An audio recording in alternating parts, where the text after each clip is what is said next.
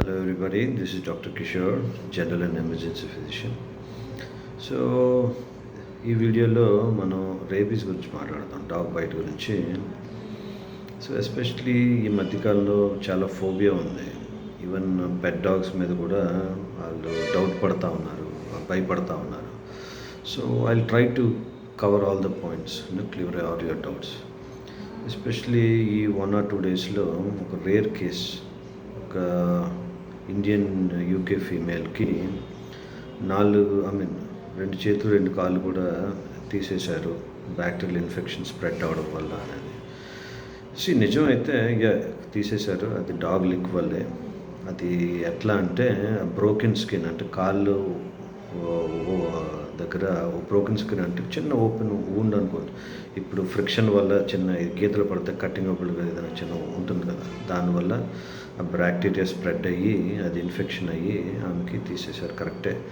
But ఇది అందరికీ జరగాలని ఏం లేదండి.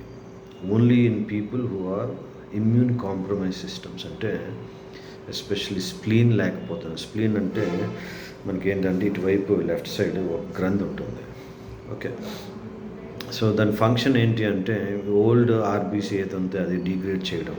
అదే కాకుండా అది ఇమ్యూన్ రెస్పాన్స్ ఇనిషియేట్ చేస్తుంది. ఎస్పెషలీ ఏదైనా ప్యాథోజన్స్ కానీ బ్యాక్టీరియల్ ఇన్ఫెక్షన్ ఏదైనా ఉంటే కనుక లింఫోసైట్స్ అనేది అది ప్రొడ్యూస్ చేయడం వల్ల it will try to target those pathogens అనమాట. సో అది లేకపోతే కనుక డిఫెన్స్ మెకానిజం పోతుంది కాబట్టి. So such individuals are susceptible. So spleen కొంతమందికి లేకపోవచ్చు, కొంతమందికి సమ్ మెడికల్ కండిషన్స్ వల్ల అది సర్జరీ ద్వారా తీసేసి ఉండొచ్చు. So those individuals are at high risk. అది కాకుండా క్రానిక్ ఆల్కహాలిక్స్ లేదా లివర్ ఫంక్షన్ ఇంపేర్ అయిపోయి లివర్ డిసీజ్ ఉండి, ఆల్కహాలిక్స్ అంటే ఆల్మోస్ట్ లివర్ డ్యామేజ్ ఉంది, లివర్ డిసీజ్ ఇంక వేరే వాటికి కూడా ఉంటాయి, వాళ్ళకు కూడా ఇమ్యూనిటీ అనేది చాలా పూర్గా ఉంటుంది కాబట్టి those people are at high risk. అది కూడా బ్రోకెన్ స్కిన్, అంటే నార్మల్ స్కిన్ మీద మీకు డాగ్ లిక్ చేస్తే, be it pet dog or even a street dog, any dog, మీకు ఎటువంటి రేబీస్ కానీ తర్వాత ఇట్లాంటివి కానీ రావు, okay. Because skin is a very protective barrier. అట్లా వచ్చే పని అయితే ఇది ఒకటే కాదు, చాలానే రావాల్సి ఉంటుంది. సో అన్నీ మనకి అట్లా జరగవు, ఓకే. సో ఆ బ్యారియర్ అనేది కరెక్ట్గా ఉంటుంది కాబట్టి, okay. So coming to the next point, మనకేంటంటే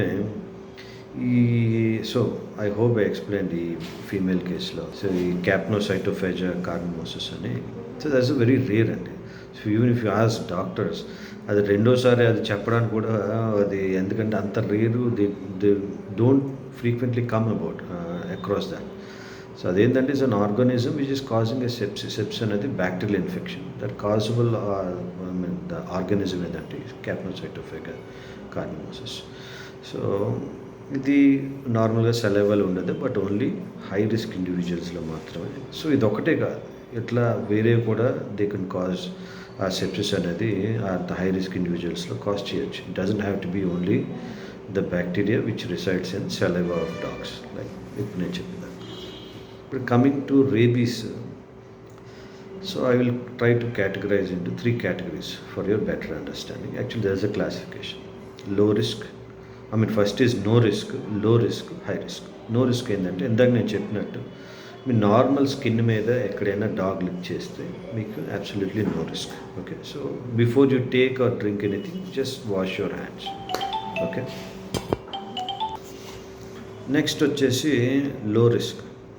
సో సమ్ బ్రోకెన్ స్కిన్, మీరు ఏదైనా కట్ చేసేటప్పుడు చిన్న గీత పడడం, లేదా కాళ్ళ దగ్గర ఈ చెప్పుల ఫ్రిక్షన్ వల్ల చిన్న బ్రోకెన్ స్కిన్ ఉండి దాని మీద డాగ్ లిక్ చేస్తే that is consider as low risk. ఇట్లాంటప్పుడు మనం అది అక్కడైతే లిక్ చేసిందో దాన్ని మనం సోప్తో వాష్ చేసుకుంటే సరిపోతుంది. యాక్చువల్లీ వీళ్ళకి వ్యాక్సిన్ అవసరం లేదు, but since many people are having a phobia, you can go for vaccine, like 3 dose vaccination అనేది వెళ్ళొచ్చు. యాక్చువల్లీ పెట్ డాగ్స్ అయితే అవసరం లేదండి, ఓకే. యాక్చువల్ నార్మల్ గైడ్లైన్ చూసుకుంటే pet dog until unless it has rabies symptoms అయితే తప్ప మీరు చేయించుకోవాలి తప్ప, లేకపోతే అవసరం లేదు. రేబీస్ సిమ్టమ్స్ లాంటివి ఏమి ఉంటాయంటే చాలా ఎక్కువ ఈ సెలైవా కారుతా ఉండడం. సో జనరల్ సమ్మర్‌లో అది సెలైవా రావడం అనేది నార్మలే. అదే కాకుండా బాగా అగ్రెసివ్ అయిపోయి ఓకే. సో ఏమి మింగలేకపోవడం. సో హైడ్రోఫోబియా అంటే వాటర్‌ని చూస్తే భయపడడం. ఇట్లాంటివన్నీ డాగ్స్‌లో అంటే సంథింగ్ మీరు రెగ్యులర్‌గా మీరు కుక్కలు పెంచేవాళ్ళంటే నార్మల్ కాకుండా చాలా అబ్‌నార్మల్‌గా ఉంది. బిహేవియర్ చేంజెస్ ఇవేమైనా ఉంటే అప్పుడు మనం సస్పెక్ట్ చేయాలి. సో అట్లాంటి బైట్ గానీ, లిక్ గానీ you can definitely go for vaccination. So normal vaccination వచ్చేసి 5 డోస్ ఉంటాయి. సో గవర్నమెంట్ హాస్పిటల్స్‌లో అన్నిట్లో మీకు ఫ్రీగానే చేసేస్తారు. సో 037 14th డే తర్వాత 20th డే అట్లా 5 డోసెస్ ఉంటాయి. ఓకే. డాగ్ బైట్ అయితే గనక బీట్ ఎనీ డాగ్ మీరు 5 డేస్‌కి వెళ్ళొచ్చు. లిక్ అయింది అనుకుంటే గనక ఈ మధ్యన అది పెట్ డాగ్ అయినా సరే మీకు ఫోబియా అంటే భయం ఉంది అంటే మీరు వెళ్ళొచ్చు. యాక్చువల్ పాత్ గైడ్‌లైన్స్ చూసుకుంటే గనక even if it's a dog bite of a normal ఇదైనా సరే మన పెట్ డాగ్ అయితే రేబీస్ లేకపోతే అవసరం లేదంటారు కానీ but let's you go for it even for lick you can go lick of age చేసుకోవడం వల్ల ప్రాబ్లం లేదు. ఆ వ్యాక్సిన్స్కి వేసుకోవడం వల్ల మీకు ఎటువంటి సైడ్ ఎఫెక్ట్స్ కూడా లేవు. ఓకే. నెక్స్ట్ హై రిస్క్ అంటే ప్రాపర్ డాగ్ బైట్ జరిగినప్పుడు దీన్ని హై రిస్క్ అనాలి. సో వూండ్ వాష్ చేసుకొని ఫస్ట్ ర్యాబీస్ ఇమ్యూనోగ్లోబిన్ ఉంటుంది అక్కడ అట్ సైడ్ ఆఫ్ వూండ్ మీకు ఇస్తారు. ఇంకోటి 5 డోస్ ఆఫ్ వ్యాక్సిన్కి మీరు వెళ్ళాలి. ఓకే. సో పెట్ డాగ్ ఉంటే కనుక మీరు ప్రాపర్గా మీరు వ్యాక్సినేషన్ చేయించుకొని ఆ తర్వాత వేరే స్ట్రీట్ డాగ్స్తో కలకుండా ఉండేటట్టు చూసుకోవాలి. ఓకే. ఇది మీరు తీసుకోవాల్సిన జాగ్రత్తలు.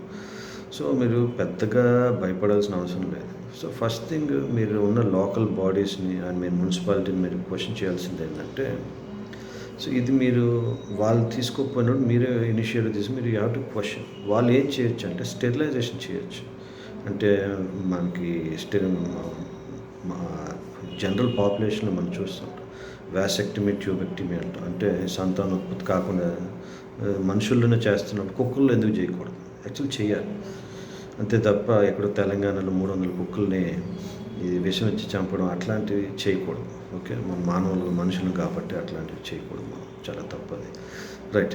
సో అట్లాంటివి ఇంకోటి నెక్స్ట్ ఏం చేయాలంటే వెరీ ఇంపార్టెంట్ అన్ని డాగ్స్కి రేబీస్ వ్యాక్సిన్ అనేది అది చాలా బేసిక్ నెసెసిటీగా తీసుకొని అన్నిటికీ చేసేయాలి.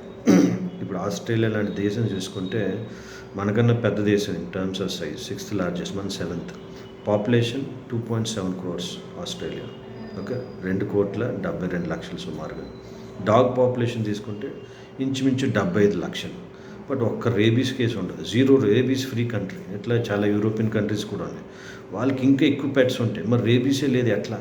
ఎందుకు లేదు అనుకుంటే వాళ్ళు పబ్లిక్ హెల్త్ని అంత సీరియస్ తీసుకుంటారు. ఇక్కడ ఎవరు పట్టించుకుంటున్నారు? సో పబ్లిక్ హెల్త్ని గాలికి వదిలేసాం కాబట్టి ఇవన్నీ జరుగుతున్నాయి. ఏ మస్కిటోస్ వల్ల దోమల వల్ల చనిపోవట్లేదు జనాలు. ఎంతమంది చనిపోతున్నారు? డాగ్ బైట్ అంటే కనీసం మీకు తెలుస్తుంది. దాన్ని బట్టి మనం యాక్షన్ తీసుకుంటాం. మస్కిటో బైట్ తెలియదే. అసలు డెంగ్యూ అనేది చాలా డెడ్లీ డిసీజ్ అది. అది పగటిపూట కొడుతుంది. ఓకే. సో మీరు కూర్చొని డెస్క్ కిందే ఉండొచ్చు అది కుట్టేస్తుంది. అది ప్లేట్లెట్స్ పడిపోయి చాలామంది జనాలు చనిపోయినారు. మరి అదెందుకు మీకు డేంజర్ అని రోజు దోమలు కుడుతున్నాయిగా మీకు. దోమల వల్ల చాలా డెడ్లీ డిసీజ్ వస్తాయి. మరి దాన్ని ఎందుకు పట్టించుకోవట్లేదు? ఈ పబ్లిక్ శానిటేషన్ ఫెయిల్ అయ్యి ఈరోజు నిన్న అనుకుంటాను చాలామంది డయేరియా ఇచ్చి బెడ్స్ హాస్పిటలైజ్ అయ్యారు. ఒకరిద్దరు చనిపోయారు శ్రీకాకుళంలో. మరి రాజమండ్రిలో పాలు కల్తీ చూసాం. 5 మంది ప్రాణాలు విడవగా చిన్న పిల్లలకి డయాలసిస్ బెడ్ మీద అంటే పాలు ఆరోగ్యం అనుకుంటాం. తాగిన పాలు వల్లే వచ్చేసినాయి. సో అదంతే కాకుండా మనం డైరెక్ట్గా పెట్ డాగ్స్ ఇది అంత బ్లేమ్ చేసి ఇది అని చెప్పడం కరెక్ట్ కాదు. ఈ క్యాప్నోసైటోఫాగా కార్నిమోసిస్ ఏంటంటే ఇట్స్ వెరీ రేర్. అదే చెప్తున్నాను. పూర్ ఇమ్యూనిటీ అంత రిస్క్ ఉన్నప్పుడు అక్కడ అందుకే అది న్యూస్ అయింది. అంత రెగ్యులర్ కామన్గా అయితే కనుక మన ఇండియాలోనే చూసి ఉండాలి. It's are rare things. But ఏంటంటే why let your dog lick on your broken skin. So మీకు ఏదైనా వూండ్ అనేది ఉన్నప్పుడు జస్ట్ మేక్ షూర్ మీ డాగ్ అనేది లిక్ చేయకుండా ఉంది అని చూసుకోండి. అలా చేసినా సరే దాని మీద మీరు డాక్టర్ని సంప్రదిస్తే యాంటీబయాటిక్స్ ఇవ్వడం ఇవన్నీ చేస్తారు. అది ఇన్ఫెక్షన్ కాకుండా చూస్తారు. ఇంకోటి చెప్పినట్టు వ్యాక్సినేషన్ కూడా మీరు చేసుకోవచ్చు. అంతేనండి. సో ఎక్కువ భయపడాల్సిన అవసరం లేదు. So consult your family doctor or any general physician for other supported services.